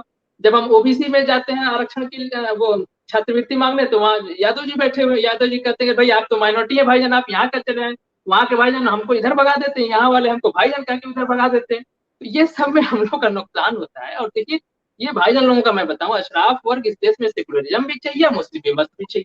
ये कैसे हो सकता है? जब देश आपने सेकुलर बनाया है तो मुस्लिम विमर्श का क्या मतलब है? आप किसी को अपलिफ्ट करना चाहते हैं तो सोशियो इकोनॉमिक आधार पर, जिसका पेट खाली है उसको ही पेट में अन्न पहुंचाने की बात होनी चाहिए ना। अब वो खाली पेट मुसलमान हो, हिंदू हो, सिख हो, इससे क्या मतलब है जब आप सेकुलर देश है। लेकिन अब दिन भर मुस्लिम मुस्लिम मुस्लिम मुस्लिम कह के, देखिए सांप्रदायिकता इस देश में कैसे बढ़ गई। अशराफ का शासनकाल जब खत्म हो रहा था तो वहां से उसने मुस्लिम सांप्रदायिकता, ट्रू नेशन थ्योरी, इस तरह की सब खुराफात वो लेके आया, और आज भी चल रहा है। पाकिस्तान भी ले लिया, उसके बाद भी मुस्लिम विमर्श चल रहा है। मैं फिर कह देता हूँ कि मुस्लिम विमर्श ट्रू नेशन थ्योरी का एक बदला हुआ रूप है। इसीलिए हम मुस्लिम विमर्श के खिलाफ है। और हम नहीं, 1948 में ही जो प्रथम पसमानदा आंदोलन के नूर मोहम्मद साहब थे, जिनको सरदार पटेल ने मंत्री बनाया था बिना कांग्रेस पार्टी के प्रेस साइन कराए बिहार गवर्नमेंट में, इन्होंने कहा कि हमको कोई मुस्लिम राजनीतिक पार्टी नहीं चाहिए। इसीलिए पसमानदा आंदोलन, मुस्लिम राजनीतिक पार्टी, कहीं भी आप दुनिया में देखेंगे माइनॉरिटी की कोई पार्टी नहीं होती है। मुख्य धारा में जो पार्टियां, उसी के साथ अपने राजनीतिक भागीदारी की बात करते हैं। मुस्लिम विमर्श हमें नहीं चाहिए। जो सोशियो इकोनॉमिक आधार पे अपलिफ्ट करने की जो बात है, उसमें वो बात सही है, हम उसको सपोर्ट करते हैं। उसकी वजह इसलिए कि अल्पसंख्यक विमर्श में, मुस्लिम विमर्श में हमारा नुकसान होता है। ये एकदम स्पष्ट रूप से बात जी। और मैं कहकशा जी जो बात मैं कह रही थी उस पर भी मैं आखिरी बात कह दूं। कहकशा जी का ये सीधा से कहना, मतलब मैं साफ करता हूँ कि लोक कल्याणकारी स्कीमें में फायदा तो होता है, लेकिन कुछ इस तरह के जैसे गोशबंदी हो गई, उसमें बहुत से जो हमारे जो कुरैशी बिरादरी के मुसलमान तो बेरोजगार हो गए। तो सरकार को उनको भी देखना चाहिए। आप देखते हैं कारपोरेट जगत, इस पूरा मीट कारोबार में कारपोरेट भी घुस रहा है, एक अलग सी कहानी है। तो उसमें सरकार को जब किसी वजह से कोई बेरोजगार होता है तो ये सरकार को अपने राजधर्म का पालन करना चाहिए और देखना चाहिए कि हमारा कौन सा सब्जेक्ट जो है इस वजह से प्रभावित हो रहा है, फिर उसके लिए वो करना चाहिए। और आप जो कह रहे थे कि सिर्फ नवरात्र को छोड़ दीजिए, तो नवरात्र में ऐसे भी दोनों तरफ के लोग इस बात का बड़ा एहतमाम करते हैं कि नहीं भाई जो है बचपन से हमें सिखाया गया कि हम लोग ट्रेन वगैरह में चलते हैं तो हमारी दादी कहती थी कि मीट वगैरह लेके नहीं चलो, क्योंकि ट्रेन में और भी लोग रहते हैं जिनको इससे थोड़ा सा तकलीफ होती है। जैसे जो मांस भक्षी नहीं है उसके सामने मांस खाएंगे तो उससे तकलीफ होती है। ये सब तो घर में हम लोग को सिखाया जाता है कि पब्लिक प्लेस में इसे अवॉइड करें, क्योंकि कई तरह के लोग रहते हैं और सबका फूड हैबिट जो है इस तरह से नहीं है। हमारे सामने भी कोई बैठ के सुअर खाएगा तो कोई अंग्रेज हमारे सामने बैठ के सुअर खाने लगे तो हमें ही खराब लगेगा। तो इसका इस देश में कई तरह के लोग रहते हैं। तो ये देखिए संस्कार की बात होती है कि आप किस घर दरवाजे से आपको संस्कार, ये हमें घर में हमें बचपन से सिखाया जाता है। इसीलिए हमने स्कूल में टिफिन ले जाते थे तो अंडा तक भी नहीं ले जाते थे। अब तो खैर अंडा को भी शाकाहारी मान लिया गया है हर्षवर्धन जी। पहले अंडा भी मांसाहारी माना जाता था, तो हम लोग सब्जी लेके जाते थे। देखिए घर के संस्कार की बात है, और ये संस्कार आपको भारतीय मूल के मुसलमानों में मिलेगा, पसमानदा मुसलमानों में मिलेगा, अशराफ मुसलमानों में नहीं मिलेगा, क्योंकि वो बाहर से आया, उसका कल्चर अलग है, हमारा कल्चर अलग है। जी ठीक है, लेकिन ये फैयाज बोल रहे थे ये मुस्लिम पुरुष हैं, तो भले ये कहें कि उस विमर्श में नहीं जाएंगे, लेकिन बात ऐसे होती है इसलिए सवाल भी ऐसे होंगे।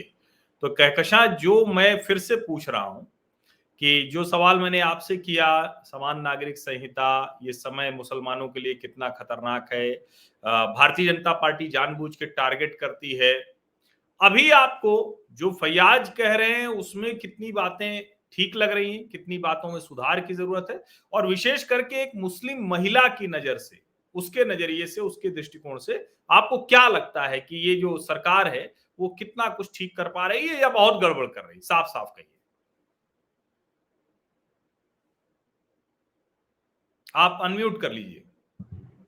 देखिए मैं ये कहूंगी कि आजादी के बाद से, जैसे मैं पसमानदा मुस्लिम समाज की बात करूंगी, मैं बार बार हम लोग कहते हैं कि अशराफ को कोई दिक्कत नहीं है। हाँ, आप लोग उनको मानिए कि वो हमारे साथ इंसाफ नहीं कर सके मजहब का नाम लगा के, तो हम अपने भारत में अपने सरकार से ही कहेंगे कि आप हमारे साथ इंसाफ करिए। वो अगर वो इंसाफ करने वाले होते तो मजहबी पाबंदी धारा 341 पे पर सबकी हटा दी गई, हिंदुओं को आरक्षण मिल गया, हम लोगों को नहीं मिला कि नहीं, छूतछात इनमें नहीं है। आज हमारी बहन मायावती जी मुख्यमंत्री बन गई, मीरा कुमारी स्पीकर बन गई। जब हम आजादी के बाद अपने हालात देखते हैं, पहले आजादी से पहले तो सब एक ही जैसे थे, हिंदू मुस्लिम दलित के हालात एक जैसे थे। आजादी के बाद बदल गए, वो लोग तरक्की करते गए और हम लोग आज भी पिछड़ते चले जा रहे हैं।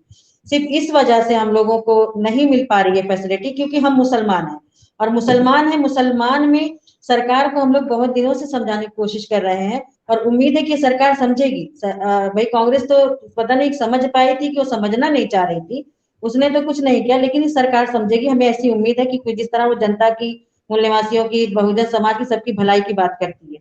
तो ये जो कह रहे हैं कि जैसे मैं ये कह रही हूँ, आजादी के बाद जब हम लोग दलित, हिंदू दलित मुस्लिम का जब देखते हैं, मुआवजा करते हैं आपस में कि वो लोग कहाँ पे हैं और हम लोग कहाँ पे, तो हम लोग वाकई बहुत पीछे जा चुके हैं, क्योंकि बहुत सारी जगहों पे हमें फैसिलिटी नहीं मिली है।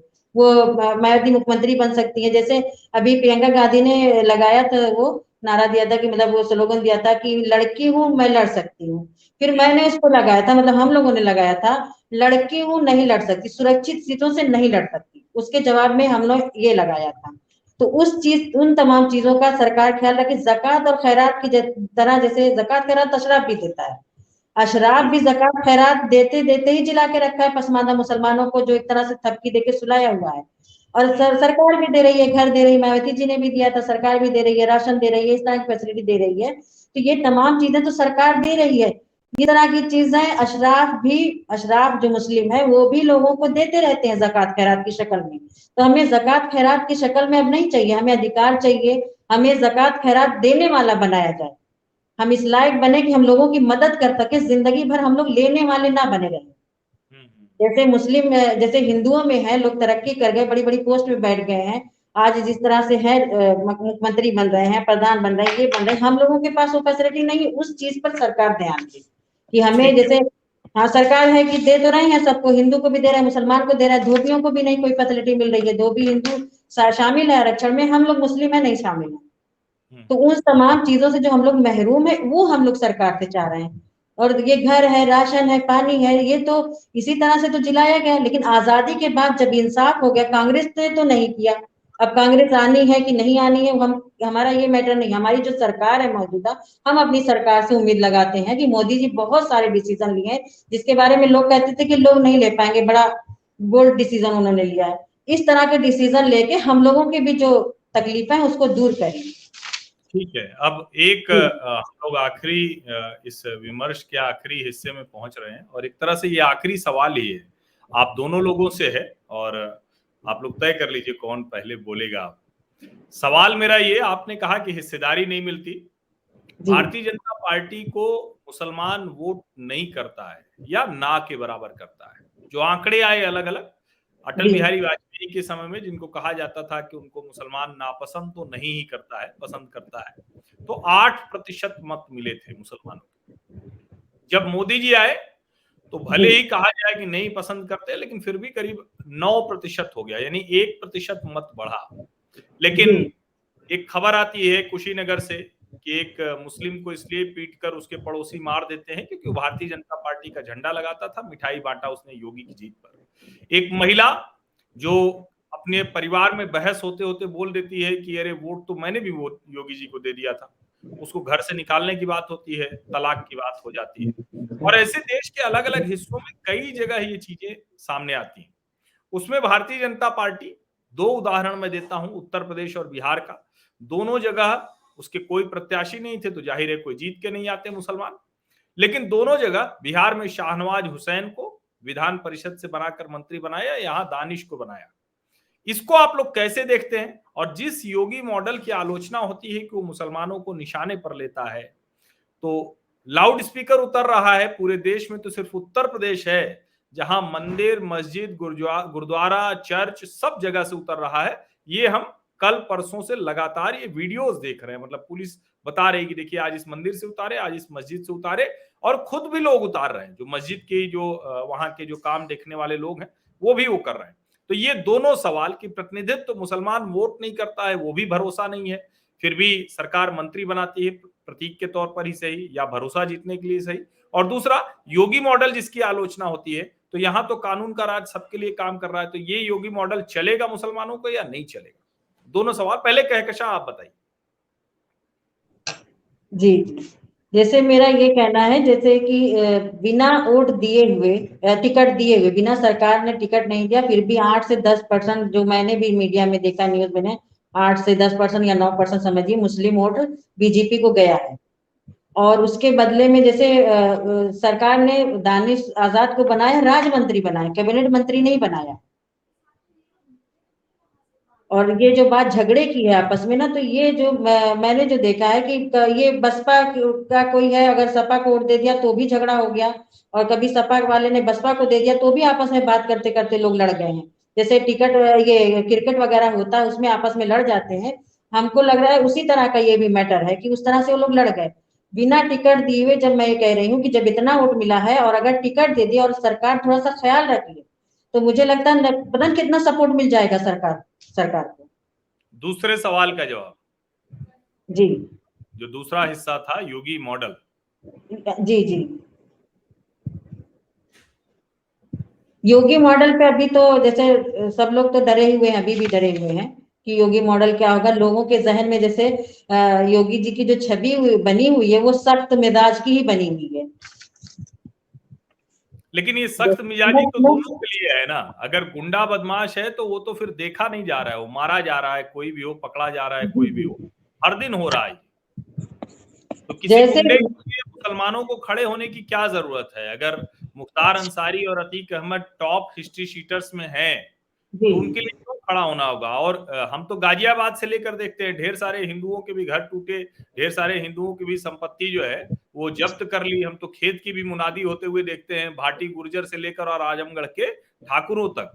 जी जी, तो नहीं, देखिए हम आप ये सोचते हैं, इस नजरिए से देखते हैं कि वो सही कर रहे हैं, लेकिन जो जनता की मैं बात कहूंगी ना, जनता वाकई डरी हुई है योगी जी से, है उनके जहन में ये बात है कि वो मुसलमानों के लिए थोड़ा सख्त साबित होंगे, ऐसा जहन में। अब वो हम आप कह सकते हैं, हम अपनी बात कह सकते हैं कि नहीं हम ऐसा सोच रहे हैं, और वाकई हम लोग सोचते हैं कि ऐसा कुछ नहीं होगा।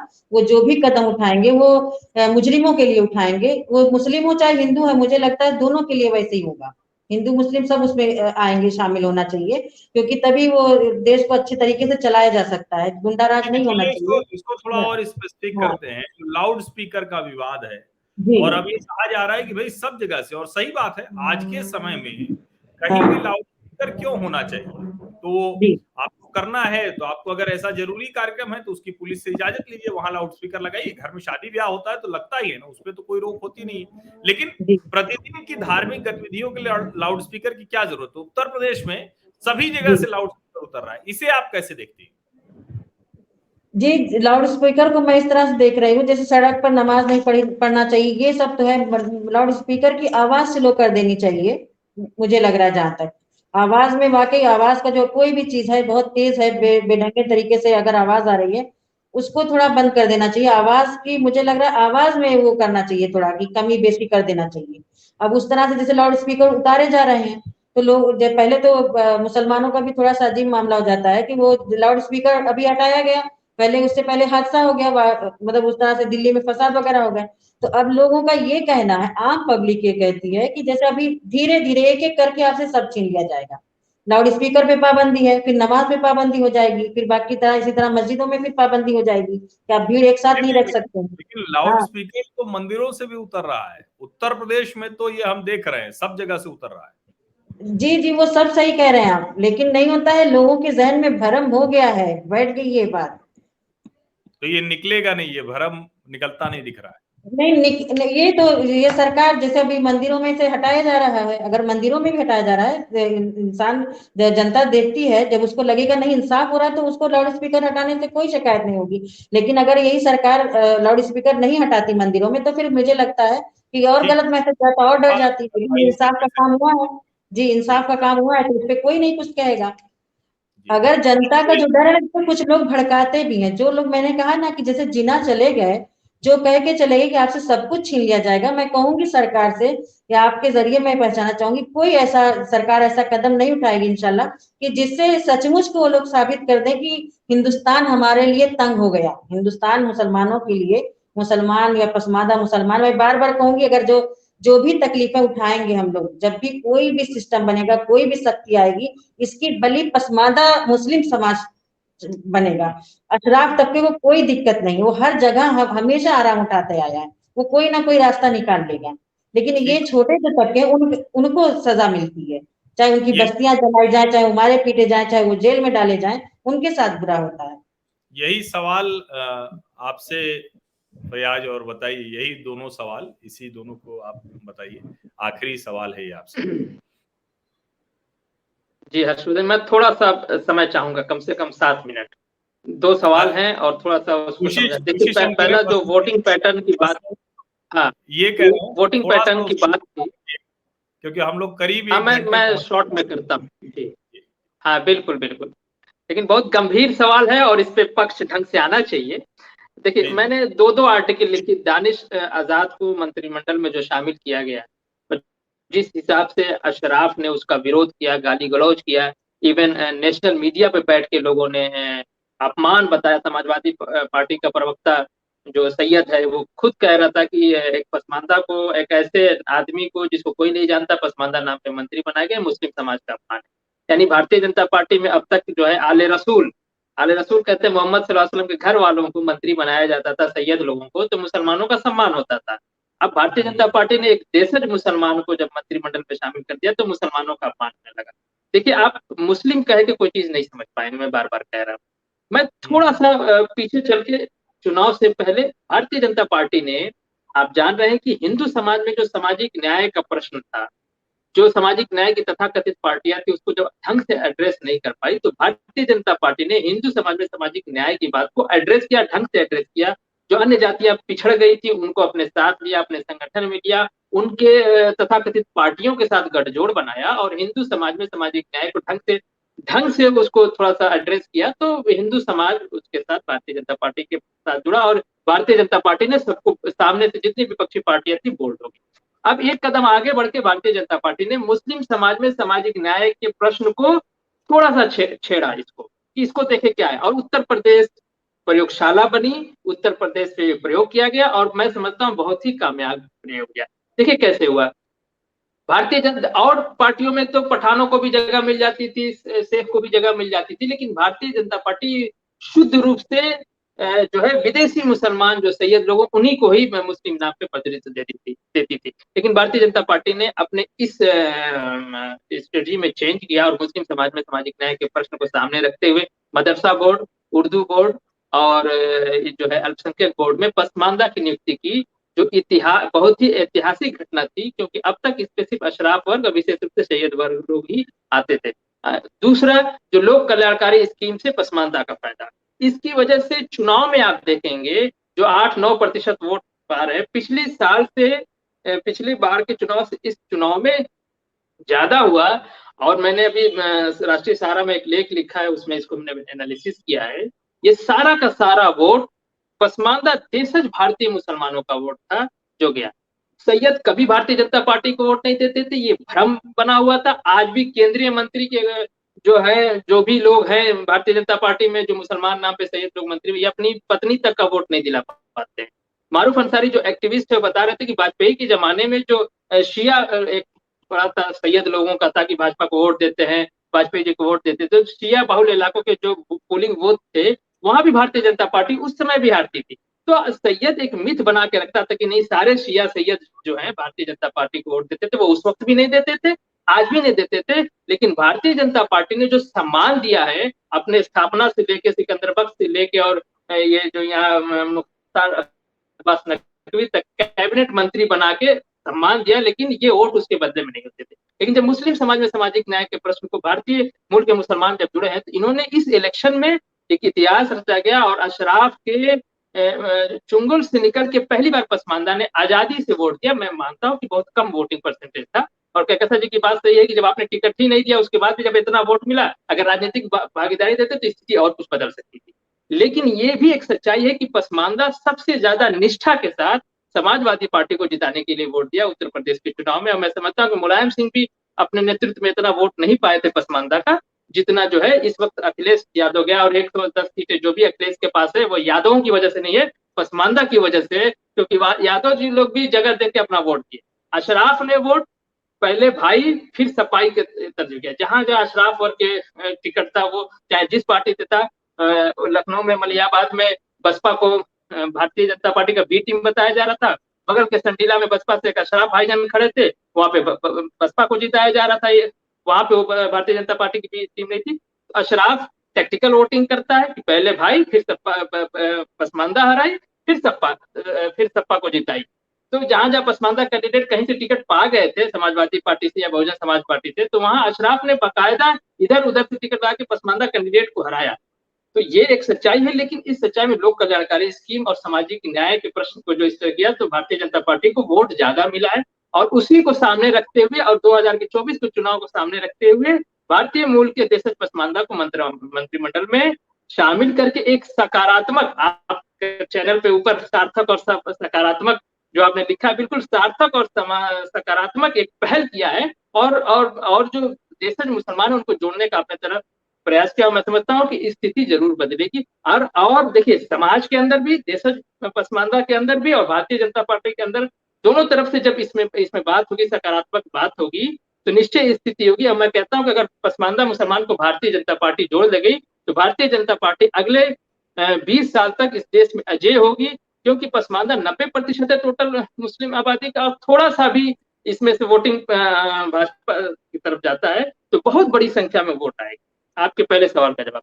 दूसरा, जो योगी मॉडल आपने कहा, देखिए योगी मॉडल जो है उसको भी मैं मुस्लिम समाज में सामाजिक न्याय के प्रश्न के साथ जोड़ के देखता हूँ कि उत्तर प्रदेश में एक प्रयोग किया गया और फिर दानिश आजाद को मंत्री बनाया गया। तो मुझे लगता है कि एक ये प्रयोग अच्छा प्रयोग है। दूसरा, जो आपने कहा कि शासक जो होना चाहिए, जिसके पास शासन प्रशासन की डोर हो, उसके अंदर शक्ति होना, ये अच्छी बात है कि वो निर्णय लेने में और जो है लॉ एंड ऑर्डर को मेंटेन रखने में अगर कड़ाई से वो पालन करता है तो ठीक है। दूसरा, जो मुसलमानों के अंदर डर की बात कर रहे हैं, तो इसके लिए आप सबसे पहले अशराफवाद को समझिए। अशराफवाद आज से नहीं, ब्रिटिशर्स के आने के वक्त से ये कह रहा है कि मुसलमान इस देश में खतरे में है।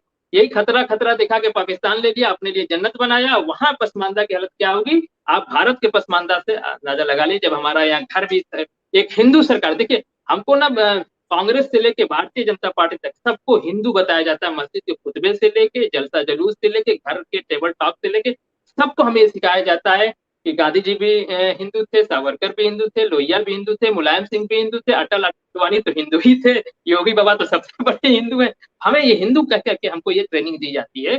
तो हिंदुओं की सरकार ने हमारे घर में, तो ये अशराफ की भाषा में मैं उसको जवाब देना चाहूंगा कि हिंदुओं की सरकार ने हमारे घर बनाए, जो एक मध्यम वर्ग के लिए आप देखिए भारत में जो लो सोशियोइकोनॉमिक स्टैंडर्ड के लोग, उनके लिए घर एक सपना होता है, तो वो घर बनाया। लेकिन जो अशराफवाद है वो एक डर बना रहा है, और मैं मानता हूं कि हिंदूवादी संगठनों की तरफ से भी इस तरह के स्टेटमेंट दिए जा रहे हैं, लेकिन मुस्लिम पर्सनल लॉ बोर्ड की तरफ से जो स्टेटमेंट दिया गया कि हम अपने सबसे खराब दौर से गुजर रहे हैं, एक अजीब विडंबना है। मैं बहुत जिम्मेदारी से बात करना चाहूंगा, ये बात कह के मैं अपनी बात करूंगा कि हिंदू सांप्रदायिकता पे बात होती है इस देश के अंदर, ओवर डिस्कशन होता है मीडिया में और रोज होता है, लेकिन मुस्लिम सांप्रदायिकता पे तथा कथित सेकुलर लिबरल लोग कभी बात नहीं करते हैं। और इस देश में ये देश कभी सांप्रदायिक नहीं था। मेरे पिताजी कहा करते थे हिंदू कभी सांप्रदायिक नहीं होता है, अगर वो सांप्रदायिक है भी तो वो ऊपर से खोल ओढ़ा हुआ है, उसको जरा सा तुम हाथ रखोगे तो खोल बाहर निकल के आता है, अंदर से उसका अच्छा हिंदुत्व निकल के आएगा। तो कभी हिंदू सांप्रदायिक नहीं होता है। तो हिंदू जो सांप्रदायिकता है वो मुस्लिम सांप्रदायिकता की रिएक्शन है। यकीन जानिए, मैं डॉक्टर हूँ, अगर फीवर हो गया है तो बुखार का इलाज हम लोग नहीं करते हैं। बुखार के लिए पैरासीटामॉल या बुखार जो एंटीबायोटिक दवा दे दिया गया, फिर हम देखते हैं कि बुखार किस वजह से हुआ, तो पता चला बैक्टीरियल इन्फेक्शन है, तो फिर एंटीबायोटिक देना पड़ता है। आप हिंदू सांप्रदायिकता पे बात करिए, बहुत अच्छा देश है। मैं समझता हूँ हिंदू समाज बहुत ही उन्नत और प्रोग्रेसिव समाज है। अभी देखिए तकरीबन 100 ब्यूरोक्रेट्स ने एक लेटर लिखा है मोदी जी को। उन ब्यूरोक्रेट्स को लग रहा है कि नहीं हिंदू सांप्रदायिकता बढ़ रही है, तो जिम्मेदारी के साथ उसमें तकरीबन मैं समझता हूँ 90 से ज्यादा, उसमें एक दो मुसलमान छोड़ दीजिए तो सारे हिंदू हैं, उनको लगा कि नहीं, तो हिंदू सांप्रदायिकता के लिए जिस तरह से हिंदू खड़ा होता है, मुस्लिम सांप्रदायिकता के लिए मुस्लिम नहीं खड़ा होता है। और तथाकथित सेकुलर लिबरल लोग भी बात नहीं करते। आप बुखार के इलाज करने पे लगे हैं, आप बैक्टीरिया जब तक नहीं मारोगे, मुस्लिम सांप्रदायिकता पे जब तक आप बात नहीं करोगे, मुस्लिम सांप्रदायिकता को आप जब तक नहीं खत्म करेंगे, मुस्लिम विमर्श को आप जब तक नहीं खत्म करेंगे, हिंदू सांप्रदायिकता इस देश में खत्म नहीं हो पाएगी। इस पे मैं काम करता हूँ, पसमानदा आंदोलन काम कर रहा है। मुस्लिम सांप्रदायिकता के हम लोग पहले से भी विरोधी थे, 2 नेशन थ्योरी मुस्लिम विमर्श के आज भी हैं। और मैं आपके चैनल के माध्यम से आग्रह करूंगा कि मुस्लिम सांप्रदायिकता को आप, मुस्लिम पर्सनल लॉ बोर्ड एक बड़ी संस्था है, एक तो उसके पास नैतिक अधिकार नहीं मुसलमानों को नेतृत्व करने का, उसके पास इस्लामिक आधार भी नहीं है, वो इस्लाम के हिसाब से भी देंगे तो मुसलमानों का प्रतिनिधित्व करने का उसको कोई आधार नहीं है, और संवैधानिक आधार भी नहीं है। ये गैर संवैधानिक संस्था भारतीय संविधान पे आरोप लगाती है कि भारतीय संविधान जो यूसीसी लग जाएगा तो भारतीय संविधान के हिसाब से यूसीसी गलत है। इनको या तो भारतीय संविधान इन लोगों ने पढ़ा है नहीं है, या पढ़ के जानबूझ के भ्रम पैदा कर रहे हैं। अशराफवाद का चरित्र रहा है, वो झूठ प्रचारित करता है कि भारतीय, जबकि धारा 44 खुद कहती है कि यूसीसी लगना चाहिए। तो मुस्लिम पर्सनल लॉ बोर्ड के पास जब नैतिक अधिकार नहीं है मुसलमानों को रिप्रेजेंट करने का, इस देश के, उसमें देश के 90% मुसलमान जो भारतीय मूल के, उसमें मुस्लिम पर्सनल बोर्ड में कोई जगह नहीं, नैतिक अधिकार नहीं है, संवैधानिक अधिकार नहीं, और इस्लामिक आधार भी नहीं है। तो फिर आप उसकी स्टेटमेंट को, उसकी बात को इस देश की मीडिया, सेकुलर तथाकथित सेकुलर मीडिया और सरकारें क्यों इतना नोटिस करती हैं? उसको वो नहीं करना चाहिए था। तो इस मुस्लिम सांप्रदायिकता को भड़काते रहते हैं, वंदे मातरम में ले आएंगे, इसमें ले आएंगे, उसमें ले आएंगे। तो आपको आप जब सांप्रदायिकता की बात करते हैं, आपको लगता है कि सांप्रदायिकता इस देश की समस्या है, तो मुस्लिम सांप्रदायिकता को भी आपको एड्रेस करना पड़ेगा। और इस मामले में हिंदू समाज ज्यादा स्वस्थ है, ज्यादा प्रोग्रेसिव है, वो अपने सांप्रदायिकता की बात करता है। मैं ये आरएसएस के ऊपर मोटी मोटी किताबें लिखी है, ब्राह्मणों ने लिखी है। अगर किसी ब्राह्मण को, किसी हिंदू को लगता है कि आरएसएस की विचारधारा गलत है, तो उसके खिलाफ वो बोलता है, कोई उसकी गर्दन नहीं काटता है। मैंने तबलीगी जमात पे एक लेख लिखा, दैनिक जागरण में छपा था, लोग मेरे जान के पीछे पड़े हुए। एक लेख आपको बर्दाश्त नहीं है, वहां मोटी मोटी किताबें लिखी गई हैं। अगर किसी हिंदू को लगता है कि आरएसएस सांप्रदायिक संस्था है, तो वो उस पर लिखता है, पढ़ता है, बोलता है, विमर्श में लेता है, और आरएसएस की तरफ से भी उसके विमर्श का जवाब दिया जाता है। एक शास्त्रार्थ की परंपरा है भारतीय सभ्यता में, लेकिन अशराफ के अंदर फैसले तलवार से होते हैं, इसीलिए वो सरतर से जुदा हर जगह तलवार लेके चला आता है कि साहब आप तबलीगी जमात का विरोध मतलब इस्लाम का विरोध हो गया, मुस्लिम पर्सनल लॉ बोर्ड का मतलब विरोध का मतलब इस्लाम का विरोध हो गया। इस तरह की बात नहीं, हमको मुस्लिम सांप्रदायिकता समझनी होगी, अशराफवाद समझना होगा। जब तक हम अशराफवाद नहीं समझेंगे, इस देश की किसी समस्या से हम अपने देश को आजाद नहीं करा पाएंगे। तो मेरा आग्रह है आपके मामले से, ये जो बाहर से आया हुआ मुसलमान है, ये जो नैरेटिव शिफ्ट करता रहता है, विक्टिम कार्ड खेलता है और छाती पे चढ़ भी जाता है, ये दोनों करता है। कभी ताकतवर बन के छाती पे चढ़ जाता है, कभी बैठ के रोने लगता है। इसको समझना होगा। और आपके चैनल के माध्यम से बहुत जिम्मेदारी से, एक भारतीय मूल के मुस्लिम होने के नाते से, जो अपने सभ्यता संस्कृति में रंगा, उसकी तरफ से मैं कहता हूँ। देखिए यूसीसी पे मैं एक बात करके बात खत्म करता हूँ। यूसीसी में कल्चर का जो आता है, अशराफ का कल्चर अरबी ईरानी है, हमारा कल्चर भारतीय है, हम साड़ी और धोती वाले लोग हैं। तो जो आम खाने वाले मुसलमानों पे खजूर खाने के लिए आप दबाव क्यों डाल रहे हैं? यूसीसी पे ये मेरी अपनी बात थी। जी हर्षवर्धन, मैंने थोड़ा समय लिया, उसके लिए माफी चाहूंगा।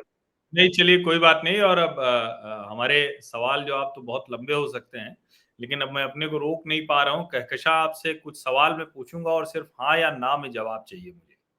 और ये छोटे छोटे सवाल हैं, सीधे जवाब दीजिएगा, इसमें विस्तार नहीं, क्योंकि विस्तार से तो बात हम कर चुके हैं। पहला सवाल तो यही, 3 तलाक ये खत्म हुआ ठीक है या नहीं? हाँ या ना में ही जवाब दीजिएगा। जी ठीक है, ठीक है। ठीक है। बहुविवाह, एक मुसलमान आदमी 4 औरतें रख सकता है, ये मर्दों को आजादी रहनी चाहिए या खत्म होनी चाहिए?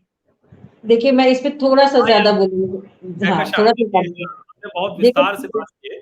हम कुछ हाँ, सवाल हैं, सिर्फ महिलाओं के सवाल हैं, इसलिए मैं आपसे पूछ रहा हूँ जी बहुविवाह जो एक मर्द को 4 औरत रखने की आजादी होनी चाहिए या नहीं होनी चाहिए? देखिए आजादी नहीं होनी चाहिए, क्योंकि जैसे ये जो है, लेकिन मुस्लिम मर्द शादी करते नहीं उस तरह से। जब आप डाटा देखेंगे तो आदिवासी में ज्यादा है, मुसलमान सबसे कम है उसमें। मैं डेटा और उसकी बात ही नहीं कर रहा हूँ। हाँ, मैं सिद्धांत की बात कर रहा हूँ, कानून की बात नहीं होनी चाहिए, नहीं होनी चाहिए, नहीं होनी चाहिए। क्यों हमारे हम थोड़ा सा एक बात कहूंगी कि हमारे कुरान के हिसाब से भी इंसान नहीं कर पाएंगे। बहुत लंबी बात कर चुके हैं, आखिरी तौर पे नहीं होनी चाहिए। एक आखिरी सवाल जी, कि क्या हम कभी कोई ऐसा दिन आएगा जिस दिन कहकशां वकार के साथ हम बिना नकाब बिना बुर्के के हम इसी चैनल पर इंटरव्यू कर पाएंगे? यही मैं बात अपनी खत्म करता हूँ। ऐसी उम्मीद हम रखें? नहीं, ऐसा अभी तो मुझे नहीं लग रहा मैं ऐसा कर पाऊंगी। आप नहीं कर पाएंगी, हिचक है?